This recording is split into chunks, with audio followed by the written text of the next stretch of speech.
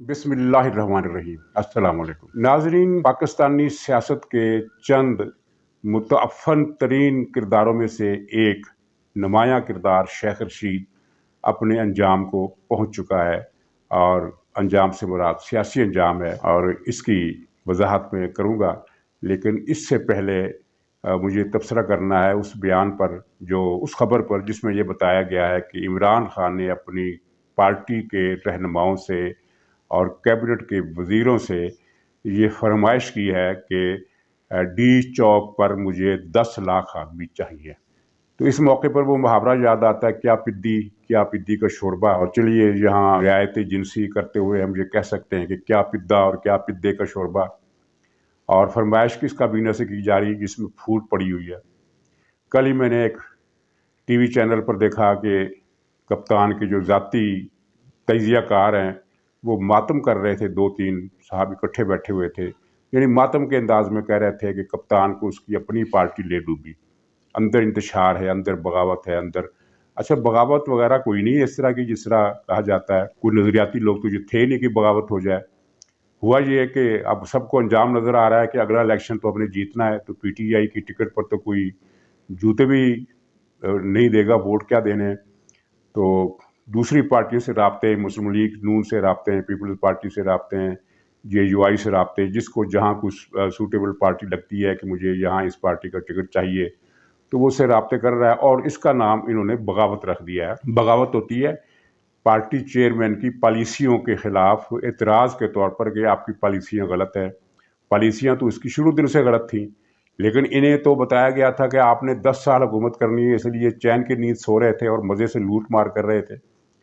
तो अब जब इन्हें अचानक पता चला कि जनाब आगे तो मौत है, सियासी मौत, तो ये भगदड़ मची हुई है। और ये भगदड़ वाली बिखरी हुई बागी मुंतशिर मुतनफ़र एक दूसरे से ये कैबिनेट और पार्टी के लीडर 10 लाख आदमी इमरान खान को डी चौक पर जमा करके देंगे। माशाल्लाह कहिए या सुभान अल्लाह कहिए। 10 लाख की बहुत बड़ी तादाद है, और मेरा ख्याल है कि हालात कुछ और ही करवट बदलने वाले हैं, और इसका जो डूम्सडे है वो करीब आ गया है। अब किसी दिन भी आप खबर सुन लेंगे कि जो होना तो हो गया, और उसके बाद फिर ये सुहाने ख्वाब जो ये देख रहा है कि मैं बरतरफी के बाद आतिशफ़शा बनकर सड़कों पर आऊँगा और सबके लिए ख़तरनाक हो जाऊँगा, और अगर ख़तरनाक को उसके ख़तरात समेत किसी ने मछ जेल में बंद कर दिया, तो फिर ये तो एक दिन भी जेल में नहीं निकाल सकता। गारंटी के साथ ये कहा जा सकता है कि ये वो आदमी है जो एक दिन भी जेल में नहीं गुजार सकता। अगर इसमें जेल सहने की सकत होती, तो जब ये इफ्तिखार चौधरी साहब की बहाली की तहरीक चल रही थी और सब लोग गिरफ्तारियां दे रहे थे, बड़े शौक से दे रहे थे, रजाकाराना दे रहे थे, तो उस वक्त जब इसे इतला मिली कि इसके घर में छापा पड़ा, पुलिस आ गई है, तो ये कैसे दीवार फलांग कर भागा था। और नाज़रीन, आपने वो अफसोसनाक क्लिप देख लिया होगा टीवी प्रोग्राम का, जिसमें पीपल्स पार्टी के एक रहनुमा ने जब कहा कि इमरान खान तो छापा पड़ने पर घर से दीवार फलांग कर भाग निकले थे, और इसकी वीडियो मौजूद है। तो वो शहजाद गुल या शहबाज गुल जो भी उसका नाम है, उसने पहले तो इसको डिनाई किया कि ऐसा कोई वाक़या हुआ ही नहीं, ये झूठ बोल रहा था। क्योंकि वो वीडियो ऐसी है कि पाकिस्तान के हर शख्स ने, जो भी मोबाइल फ़ोन रखता है, ट्विटर देखता है, उसने ऐसा कोई एक भी आदमी नहीं होगा ट्विटर यूज़ करने वाला या व्हाट्सएप देखने वाला जिसने ये मंजर ना देखा हो, या जिसके पास ये क्लिप ना आया हो। तो ये झूठ बोल रहा था। लेकिन चलिए, झूठ बोलना तो पीटीआई के जुज़्व ईमान है। लेकिन इसने फिर मुर्तज़ा वहाब को गाली दी और कहा कि क्या इमरान खान आपके घर से भागा था। तो अंदाज़ा कीजिए कि इस पार्टी में कितने गिरे हुए और कितनी गिरी हुई सोच के लोग मौजूद हैं। मुर्तज़ा वहाब के पास कहने के लिए एक बहुत बड़ी बात थी, लेकिन ज़ाहिर है वो शाइस्तगी और तहज़ीब की नफ़ी करती है। अगर वो ये बात कही जाए, ये बात जो इसके बारे में मशहूर है, शहजाद गुल या शहबाज गुल, जो भी शहबाज गुल जो भी इसका नाम है, इसके बारे में जो बात ट्विटर देखने वाले एक एक आदमी को पता है, वो मुर्तज़ा वहाब को भी मालूम होगी। वो मुर्तज़ा वहाब चाहते तो वो टीवी पर बैठकर उसे इशारों के नारे में ताना दे सकते थे, लेकिन उन्होंने ये नहीं किया। और नहीं किया तो बहुत अच्छा किया, क्योंकि देखने वालों के दिल में मुर्तज़ा वहाब की इज़्ज़त बढ़ गई, और इसकी इज़्ज़त कम नहीं हुई शहबाज गुल की, इसलिए कि इज़्ज़त कम उसकी होती है जिसकी हो। शहबाज गुल जिस तरह की गुफ्तगू करता है, बहरहाल इसका सारे का इल्ज़ाम शहबाज गुल पर नहीं दिया जा सकता, क्योंकि उसे इमरान खान ने ये तरबियत दी है कि इस तरह की खुराफात बकनी है, गालियाँ देनी है, गंदी ज़बान इस्तेमाल करनी है, नाकाबिले तसव्वुर हद तक गलीज़ सोच का मुज़ाहरा करना है। तो ये उस्ताद तो इमरान खान है और ये चेला है, और जितना हिस्सा गुरु का है उतना गुरु को देना चाहिए, जितना हिस्सा चेले का उतना चेले को देना चाहिए। बहरहाल ये बात दूर निकल गई। तो ये मैंने सिर्फ आपकी तफन्नुन तबा के लिए जिक्र किया था कि ये 10 लाख का जुलूस मौसूफ निकालने वाले हैं डी चौक में। असल मुद्दा था शेख रशीद का।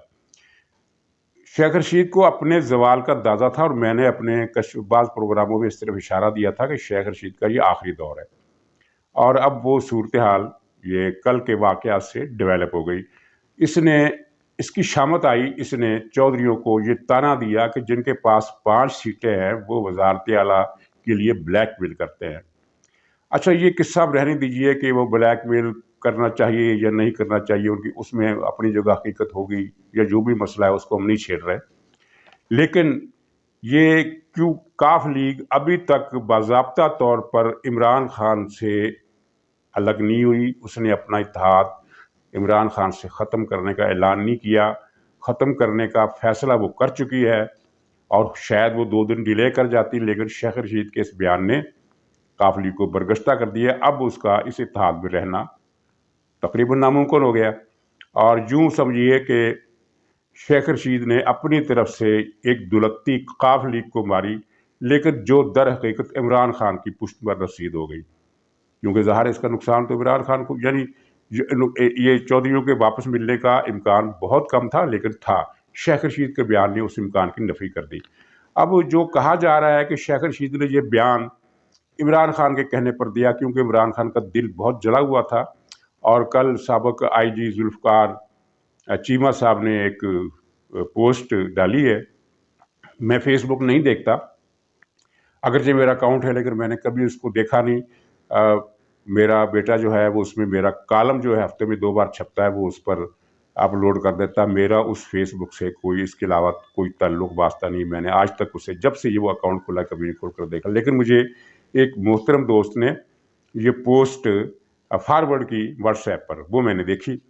उसमें खैर काफ़ी मवाद है, लेकिन ख़ुलासा उसका ये है कि इमरान खान ने काफ लीग के एक वज़ीर को बुलाया, और मेरा ख्याल है वो तारक बशीर चीमा की तरफ इशारा कर रहे थे, और तारक बशीर चीमा से गिला किया कि ये चौधरी की क्या सियासत है, ये मेरे साथ है या मुखालफों के साथ हैं, और बेटा कुछ बयान देता है, बाप कुछ बयान देता है, और मैंने ये किया और मैंने वो किया। और ये चौधरी शुजात साहब जो हैं वो कार की सीट पर लेट कर तमस्खर उड़ाने के अंदाज में कहा कि वो फजल रहमान के पास चले गए, और जरदारी के इस तरह के उसने शिकवे किए, और शिकवे में ज़ाहिर है वो बेहुदा अल्फाज तो इस्तेमाल करता है इमरान खान। तो जिस पर वज़ीर साहब को गुस्सा आ गया। तो वज़ीर साहब ने कहा कि जनाब, आप कौन से दूध के धुले हैं? आपने मुशर्रफ के पालतू थे, आप मुशर्रफ के पालतू थे, लेकिन जब उसने आपको वादे पूरे नहीं किए तो आपने उसे गालियाँ देना शुरू कर दी। इस पर इमरान खान का रंग फक हो गया, चेहरा हक्का बक्का रह गया, और वो उसके बाद कोई एक लफ्ज़ नहीं कह सका। ज़ाहिर है उसे इस बात की तवक्को नहीं थी, क्योंकि वो तो बड़ी हवाओं में था। और दूसरी बात यह है कि एक वज़ीर आज़म को उसी की काबीना का एक वज़ीर इस किस्म के फ़िक्रात कह दे और फ़िक्रे कह दे और उसके चेहरे को आईना दिखा दे, तो फिर होश तो उड़ने थे, और इमरान खान के होश उड़ गए या होश ठिकाने लग गए। दोनों सूरतें हो सकती हैं। आप इस सफ़र में जो ज़्यादा आइडिया सही है वो उसको समझ लें कि या होश उड़ गए या होश ठिकाने आ गए। तो बहरहाल कहा जाता है कि ये उसने इमरान खान के कहने पर किया। कुछ लोगों का कहना है कि नहीं, उसने इमरान खान उसकी जो माजी में बेइज्जती करता रहा है, अपना हिसाब उसने बराबर किया ये बयान देकर।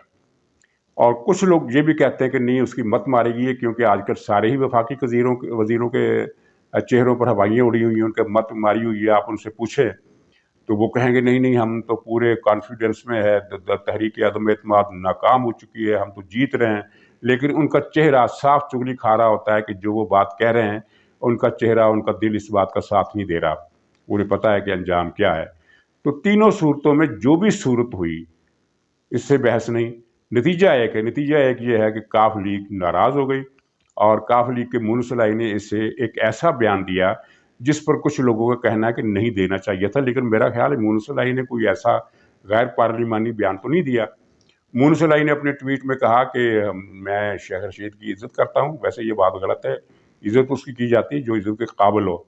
शेख रशीद को इज्जत तो इसका वज़ीर आज़म नहीं देता, इसके चलिए छोड़िए इस बात को कि शेख रशीद की इज्जत क्या है।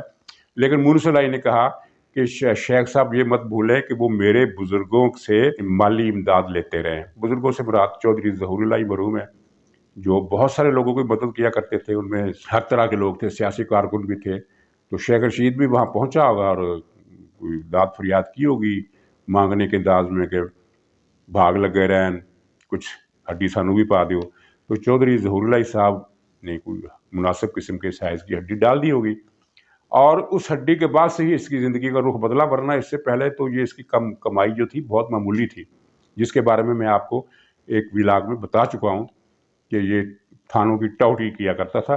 और मुझे एक साहब ने फ़ोन किया कि किसी को टाउट कहना खिलाफ तहजीब है।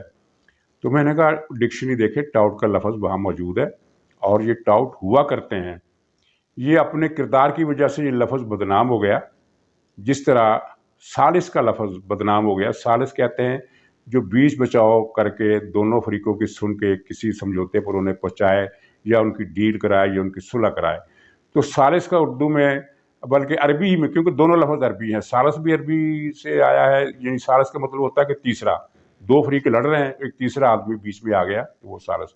तो उसका एक और उर्दू तर्जमा है, लेकिन वो इतना बदनाम है कि वो ये नहीं करता। तो ये एक बाकायदा प्रोफेशन है माशरे में, और हर थाने की मजबूरी है कि वो कुछ मुखबर रखे, क्योंकि अगर वो मुखबर नहीं रखेगा तो जराइम पर काबू पाने के लिए जो उसका असल फरीज़ा है उसे कामयाबी नहीं मिलेगी। ये टाउट ही होता है जो बताता है कि फ़लाँ महल्ले में फ़लाँ डकैत रहता है, फ़लाँ महल्ले में फ़लाँ आदमी जेब कतरा है, फ़लाँ महल्ले में फ़लाँ आदमी कुछ इस तरह की हरकत कर रहा है। तो पुलिस यानी बज़ाते खुद ये पेशा मुखबर होने का, टाउट होने का कोई इतना बुरा नहीं है, ये माशरे में एक मुफीद है। लेकिन ये बुरा कब होता है?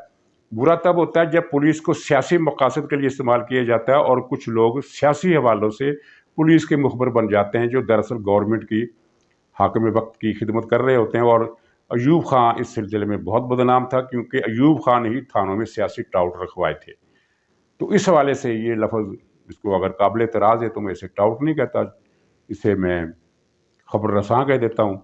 तो बहरहाल ये खबर रसानी किया करता था। तो चौधरी ज़हूरुल्लाह साहब ने, क्योंकि चौधरी ज़हूरुल्लाह के बारे में मैं कभी उनसे मिला नहीं, और वो लेकिन जब मैं लाहौर आया, ये बहुत पुरानी बात है, तो यहाँ मैंने सुना, उस वक्त चौधरी ज़हूरुल्लाह को मेरे ख्याल में जेल में थे, और जब वो तहरीक के नतीजे में जेल से बाहर आए तो फिर ज़्यादा अरसा बाहर नहीं रह सके, उनको गोली मारकर शहीद कर दिया गया। इसलिए मैं नहीं कह सकता, लेकिन जो मैंने सीनियर सहाफ़ी से सुना वो ये था कि वो जिसकी मदद करते थे तो वो चंद 100 रुपए की मदद नहीं करते थे, अच्छी खासी मदद किया करते थे। तो इस अच्छी खासी की तशरीह फिर हम इस तरह कर सकते हैं कि शेख रशीद की ज़िंदगी फिर बनना शुरू हो गई। उसके बाद फिर उसने जो कमाया वो उसके बारे में खुद बता चुका है कि मैंने कभी हलाल खाया हो तो वो हराम है, मैंने कभी हलाल खाया हो तो वो हराम है। ये शेख रशीद की अपनी फ़िक्रें हैं।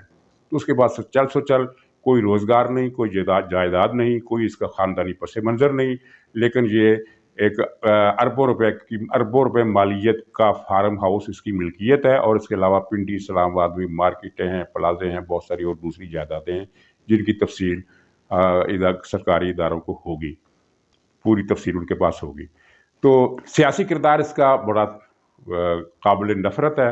इसने जब नवाज शरीफ और बेनज़ीर की जंग चल रही थी सियासी, और उसमें कोई शुबा नहीं कि दोनों तरफ से नफ़रत की आग इतनी ज़्यादा थी कि किसी के लिए भी अपने लहजे पर काबू पाना मुश्किल था। पीपल्स पार्टी वाले भी बदकलामी करते थे और मुस्लिम लीग नून वाले भी बदकलामी करते थे।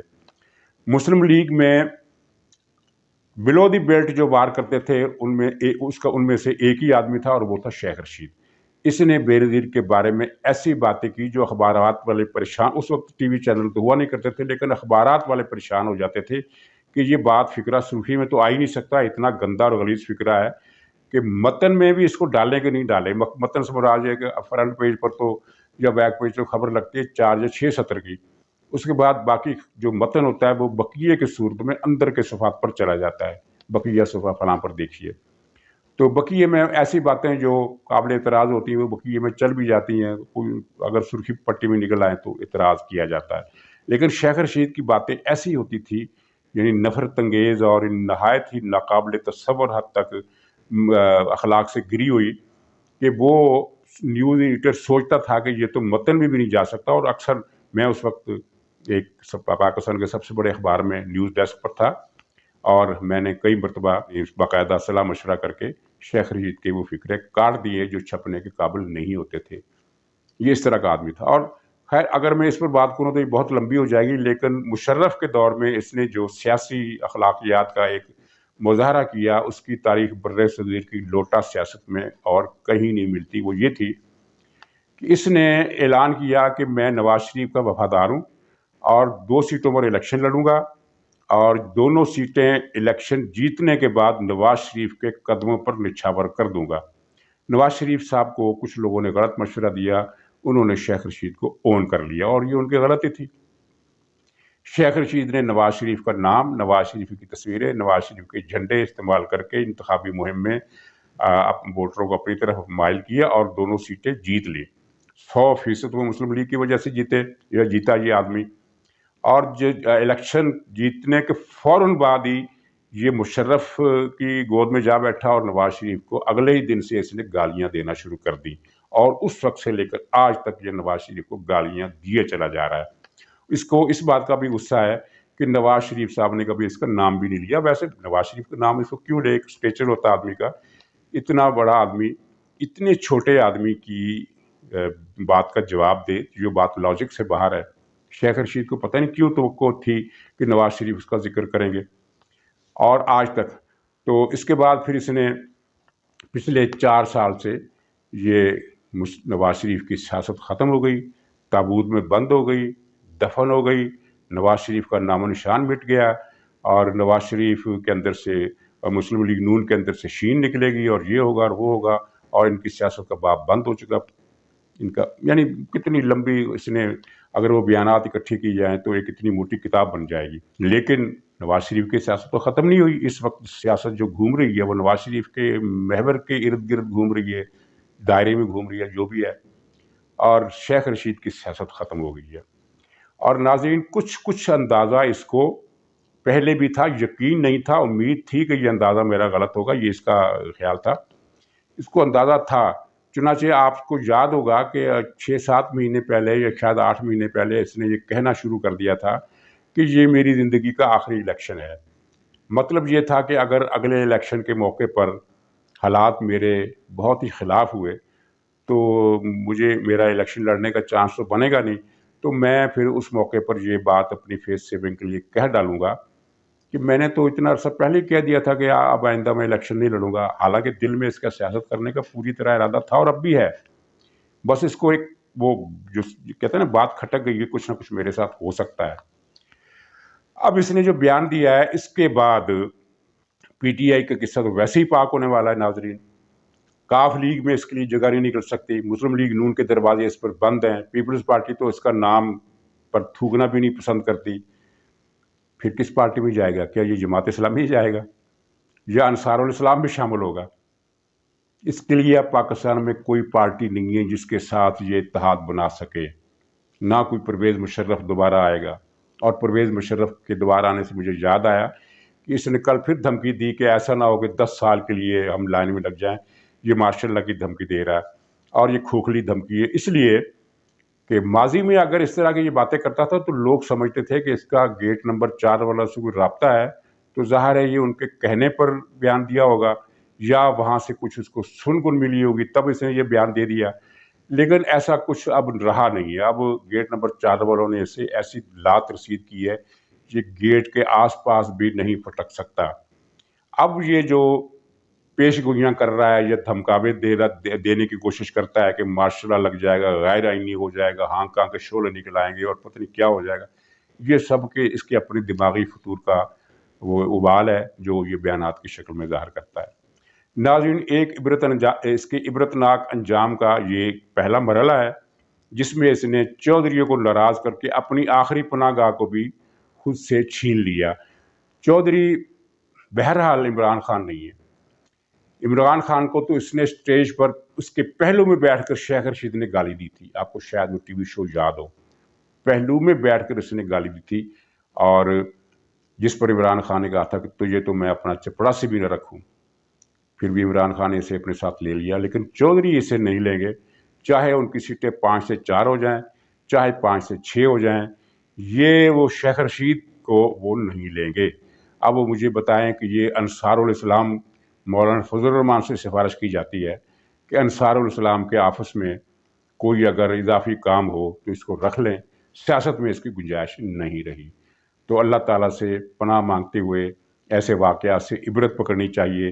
یہ دوسروں کے عبرتناک انجام کی پیشگوئی کرنے والا خود اپنے عبرتناک انجام کی طرف گامزن ہے، اور گامزن رستہ جو ہے وہ پھسلوان ہے، یعنی ڈھلان ہے۔ ڈھلان کا مطلب یہ ہے کہ وہ لڑک گیا تو لڑک گیا، واپس پلٹنے کا ڈھلان پر کوئی امکان نہیں ہوتا۔ ناظرین اجازت دیجیے، دوبارہ ملاقات ہوگی انشاءاللہ، تب تک کے لیے خدا حافظ۔